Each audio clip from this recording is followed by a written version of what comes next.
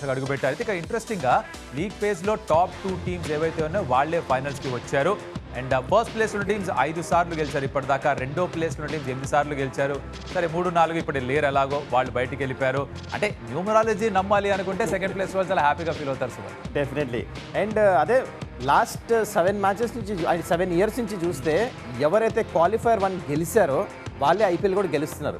మరి ఆ విధంగా చూస్తే మీరు ఆర్సీబీకి డెఫినెట్లీ ఉంటుంది. కానీ చూడండి ఇవన్నీ నెంబర్స్ మనం బయట నుంచి మాట్లాడటానికి ఆ రోజు ఫైనల్ ఎవరు మంచిగా ఆడతారో, నర్వ్స్ ఎవరు మంచిగా హోల్డ్ చేస్తారో వాళ్ళే గెలుస్తారు. నిన్న శ్రేయస్ గారు సూపర్ చెప్పాడు. నేను యాక్చువల్లీ చూస్తే ఇంత అవుట్ స్టాండింగ్ ఇన్నింగ్ ఆడిన తర్వాత తను అడిగారు అక్కడ క్వశ్చన్ ఏంటంటే అసలు ఏంటంటే you step up at the right time. ఎట్లా ఆడే ఇంత మంచి నాక్ అంటే ఎవరైతే ప్రెషర్ మంచిగా హ్యాండిల్ చేసి కామ్ ఉంటారో వాళ్ళు ఈ టైంలో మంచిగా చేస్తారని చెప్పేసి I was focusing on my breath అని చెప్పేసి అన్నాడు. ఆ టైంలో చాలా మంచిగా అనిపించింది. ఎందుకంటే చాలా యంగ్స్టర్స్ అది చూసి నేర్చుకోవచ్చు.